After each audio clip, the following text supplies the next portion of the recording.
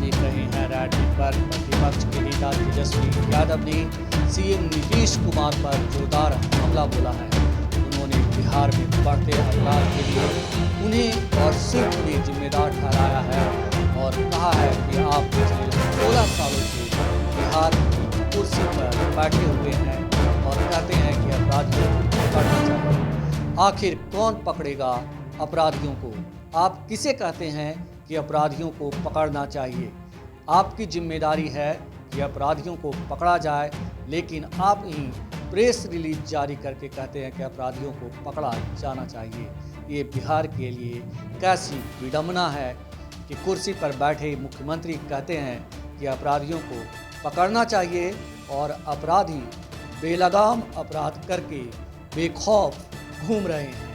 यही नहीं, तेजस्वी यादव ने चुन चुन कर बिहार में एक एक अपराध की घटनाओं को गिनाया। इसके साथ ही उन्होंने प्रमुख रूप से गुप्ता बंधुओं का जिक्र किया, जो नौबतपुर से पिछले कई दिनों से लापता हैं, लेकिन पुलिस महीनों बीत जाने के बाद उनका सुराग तक नहीं लगा पाई। रुपेश कुमार हत्याकांड की जिक्र करते हुए तेजस्वी यादव ने कहा कि वो हमारे बेहद ही करीबी थे और बेहद मिलनसार व्यक्ति थे, जिनकी निर्मम हत्या कर दी अपराधियों ने, और 48 घंटा से ज़्यादा बीत जाने के बाद भी पुलिस अपना हाथ मल रही है, उसके हाथ कुछ नहीं लगा है और सवाल पूछने पर सीएम भड़क उठते हैं। इसके साथ ही तेजस्वी यादव ने बिहार के लोगों से अपील की कि आप हमारे साथ खड़े हों और इस सरकार से सवाल पूछें कि आखिर आप नाकाम क्यों हो रहे हों। तेजस्वी यादव ने कहा कि हम चुनाव के दौरान बार बार कह रहे थे कि नीतीश कुमार जी अब थक चुके हैं, उन्हें आराम की ज़रूरत है, उनसे बिहार की गद्दी अब नहीं संभल पा रही है। सीटें कम मिली उन्हें, बावजूद इसके बेशर्मी की हद पार करते हुए कुर्सी पर बैठ गए। आज बिहार की स्थिति क्या है? आज आए दिन बिहार में हत्या, बलात्कार जैसी घटनाएं हो रही है और मीडिया के सवाल पूछने पर सीएम भड़क जाते हैं। ये झंझुलाहट इस बात की गवाह है कि सीएम से बिहार नहीं संभल रहा है और वे चाहते भी हैं कि उनसे सवाल नहीं पूछा जाए, लेकिन बिहार की जनता चुप नहीं बैठेगी। उन्होंने बिहार की जनता से आह्वान किया कि आप मेरा साथ दें और इस सरकार से सवाल पूछने का काम करें कि आखिर ये महाजंगल राज की स्थिति बिहार में क्यों है। आइए हम आपको दिखाते हैं तेजस्वी यादव ने किस तरह सीएम नीतीश कुमार और उनके मंत्रिमंडल पर जोरदार हमला बोला। 72 घंटे हो गए हैं, अब तक रुपेश सिंह हत्याकांड के अपराधी जो हैं वो पकड़े नहीं गए, कोई सुराग नहीं मिला है, कोई कार्रवाई नहीं हो रही है। आज आप लोगों ने देखा होगा कि माननीय मुख्यमंत्री जी से जब पत्रकारों ने सवाल पूछा कि बिहार में अपराध क्यों बढ़ते जा रहे हैं, तो मुख्यमंत्री गुस्से में लाल, बौखलाए हुए, और ऐसा लग रहा था उनके पास कोई जवाब नहीं है कि लगातार बिहार में अपराध क्यों बढ़ता जा रहा है। चुनाव भर जंगल राज चिल्लाते रहे, लेकिन वाकई में आज बिहार में महाजंगल राज आ गया है। और इसके महाराजा कौन है, हम पूछना चाहते हैं। बिहार के लोग भय में अपना जीवन काट रहे हैं।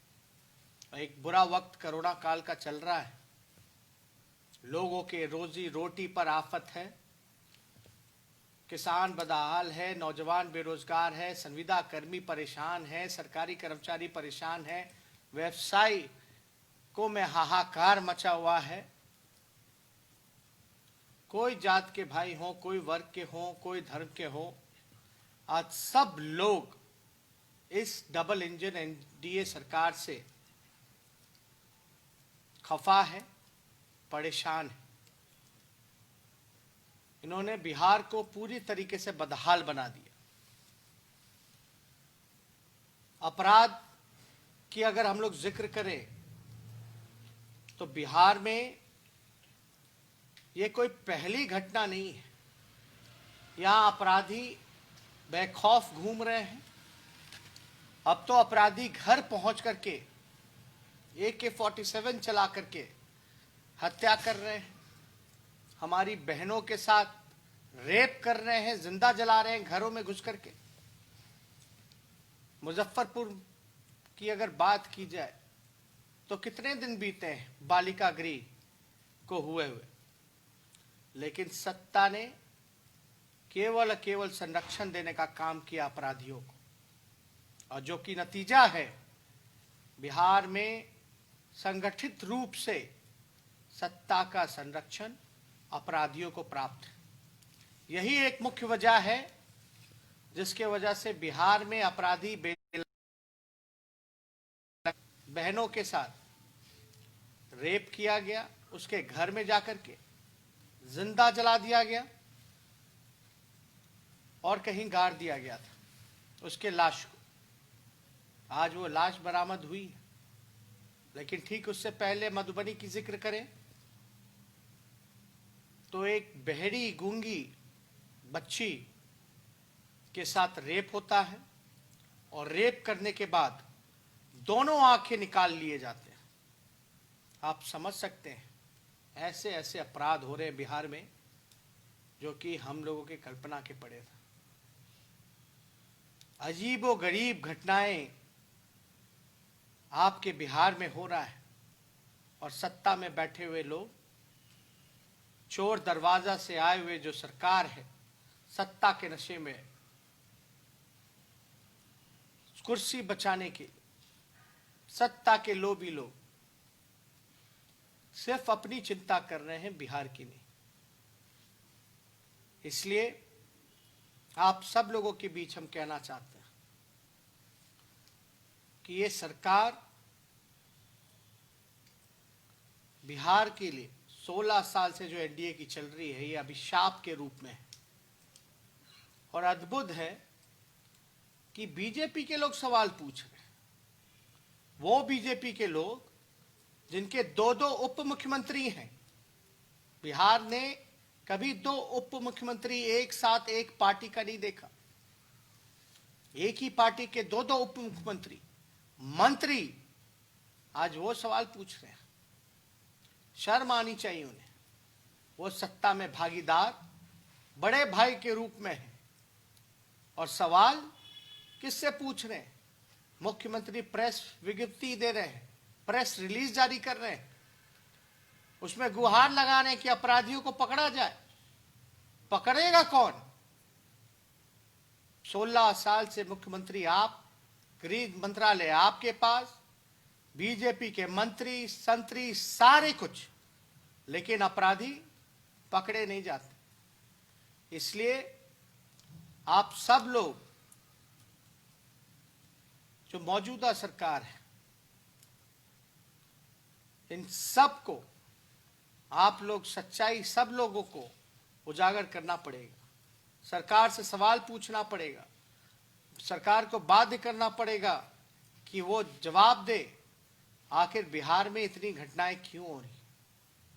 और इनकी चालाकी देखिए, इनको पता है भाजपा वाले लोगों को, नीतीश कुमार जी की जो सी ग्रेड की पार्टी है उनको, कि बिहार में इतनी घटनाएं हो रही हैं। जब विधानसभा चलेगा, जब विपक्ष सवाल पूछेगा तो इनके पास कोई जवाब नहीं होगा। इसलिए ये विधानसभा सत्र को, जो बजट सेशन होता है 1.5 महीने का, उसको ये लोग चाहते हैं कि 2-3 दिनों में खत्म कर दिया जाए। मात्र 2 से 3 दिनों में खत्म कर दिया जाए। ये अद्भुत है, हम लोगों ने कभी ऐसा नहीं देखा था। वैक्सीन के बहाने, कोरोना के बहाने इन लोगों ने जितना जुल्म मजदूरों पर, नौजवानों पे, किसानों पे, संविदा कर्मियों पे, जीविका दीदियों पे, आंगनबाड़ियों पर, जितना जुल्म इन लोगों ने ढाने का काम किया शिक्षकों पर, सारे काम अपने निकलवाते गए, लेकिन जनता के लिए कोई नहीं, कोई काम नहीं, कोई सुनवाई नहीं, कोई कार्रवाई नहीं। और ये लोग चाहते हैं लोकतंत्र के मंदिर को भी खत्म कर देना चाहते हैं। जनप्रतिनिधि का वैल्यू तो खत्म हो ही गया, एमएलए का क्या वैल्यू रह गया? जब सदन चलता है तो उसकी गरिमा बची हुई रहती है। वो अपने विधानसभा क्षेत्र को लेकर के सवाल पूछता है, और ये विधानसभा जब तक सत्र चलता है तब तक जितने अधिकारी हैं वो डरे रहते हैं, समय रहते हैं। इसलिए हम लोग बार बार इस सवाल को पूछ रहे हैं कि बिहार विधानसभा का सत्र, बजट सत्र जो है, पूरी तरीके से जो ट्रेडिशनल परंपरागत तरीके से चले, जहां लोकतंत्र का मंदिर बचे, जहां जनप्रतिनिधि अपने विधानसभा क्षेत्रों का सवाल पूछ सके और सरकार पर और उनके अधिकारियों पर दबाव रहे। ये जितने अधिकारी हैं कोई अपना काम नहीं कर रहे हैं। आप लोग सब लोग देखते होंगे, दिन प्रतिदिन बड़ी संख्या में लोग जो है हमसे मिलने आते हैं, लोगों की शिकायतें रहती है, और सरकार में कोई लोग उचित नहीं समझते कि जनता से मिलें, उनके समस्याओं का निदान करें। लेकिन ये जो अपराध बढ़ता चला जा रहा है लगातार, जरूर 72 घंटे हो गए, अगर अपराधी नहीं पकड़े गए हैं, कोई कार्रवाई नहीं हो रही ढंग से, तो कहीं ना कहीं से आप कह सकते हैं कि इसमें बड़े लोगों की संलिप्तता हो सकती है। रुपेश सिंह हत्याकांड में एक भले व्यक्ति, मिलनसार व्यक्ति, हम लोगों से परिचय था, उठना बैठना था, उनकी दिन दहाड़े हत्या हो जाती है पटना के राजधानी में, और हत्या के बाद कोई कार्रवाई नहीं हो रही, तो आप समझ सकते हैं कि बड़े बड़े लोगों का भी इस केस में इन्वॉल्वमेंट हो सकता है।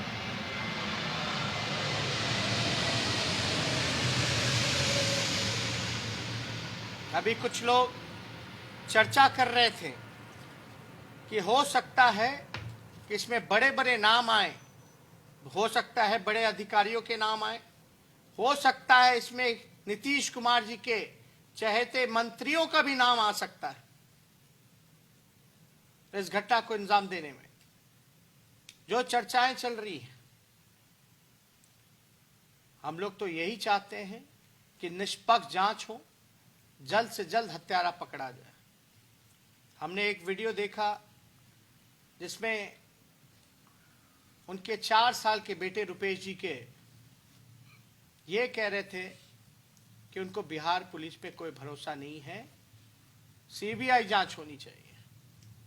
हम लोग पूरी तरीके से चाहते हैं कि उच्च स्तरीय जांच हो, सीबीआई को दिया जाए, साथ ही साथ कोर्ट मॉनिटर द्वारा जांच हो, ताकि निष्पक्ष जांच हो सके। और सरकार में आज नीतीश जी ने जैसे आपा खोया है, जो झुलझुलाहट हम लोगों ने देखी है, आपको याद होगा चुनाव में हम हमेशा कहते थे नीतीश कुमार जी थक चुके हैं, उनसे बिहार संभल नहीं रहा है। आज वही स्थिति है। गृह मंत्रालय है उनके पास, पूरा पुलिस महकमा है उनके पास, मुख्यमंत्री हैं, बीजेपी के 2 उप मुख्यमंत्री हैं। ये लोग कहां हैं आज? क्यों अपराध बढ़ रहा है? इसलिए ज्यादा कुछ ना कहते हुए, आज जो माहौल पूरे बिहार में बना हुआ है वो आप सब लोग जानते हैं। हर 2-3 घंटे पे मर्डर, हत्या, लूट, अपहरण। इससे पहले भी खेमका मर्डर केस में हाजीपुर में जो हुआ था, उसका कोई अपराधी अब तक नहीं पकड़ा गया। कुछ दिन पहले गुप्ता ब्रदर्स को किडनैप कर लिया गया, उसका कोई जिक्र नहीं रहा। और गांव देहात की बात तो छोड़िए, शहरों में इतने बड़े बड़े कांड हो रहे हैं, हर जगह बहाली में धांधली हो रही है। ये लोग समीक्षा बैठक नहीं, भिक्षा बैठक करते हैं, केवल पैसा का लेन देन, ट्रांसफर पोस्टिंग होता है, लेकिन कार्रवाई कुछ नहीं होता। आरसीपी टैक्स होता है। इसलिए हम सब लोग, जो चोर दरवाजे से आई हुई सरकार है, इसको सबक सिखाने की हम लोगों ने पहले भी मांग की थी कि विधानसभा का सत्र जो है ट्रेडिशनल वे में जो 1.5 महीना चलता है वो चलना चाहिए, और अगर 1.5 महीने से कम अगर चलेगा तो इसमें मुख्यमंत्री के आवास का, उप मुख्यमंत्री के आवास का हम लोग घेराव करने का काम करेंगे, जवाब मांगेंगे, जवाब देने के लिए बाधित करेंगे। इसमें आपके भाई, आपका बेटा को आपका आशीर्वाद और आपका समर्थन चाहिए। और मुझे पूर्ण विश्वास है जिस प्रकार से आप लोगों ने हमेशा मेरे ऊपर आशीर्वाद, प्यार और समर्थन देने का काम किया है, आगे भी ये मजबूती हमको मिलेगा जब आपका प्यार, समर्थन हमको मिलेगा। मजबूत इरादों के साथ जो निकम्मी सरकार है, इसको सबक सिखाने के लिए हम सब लोगों को एकजुट होना पड़ेगा और हल्ला बोलना पड़ेगा। इसलिए किसानों के इशू में भी हम लोगों ने 30 तारीख को ह्यूमन चैन बनाने का काम किया है। जो काला बिल है उसके लिए भी आप लोग सब लोग तैयार रहें और उसमें भी साथ दीजिए, किसानों की आवाज़ को बुलंद कीजिए।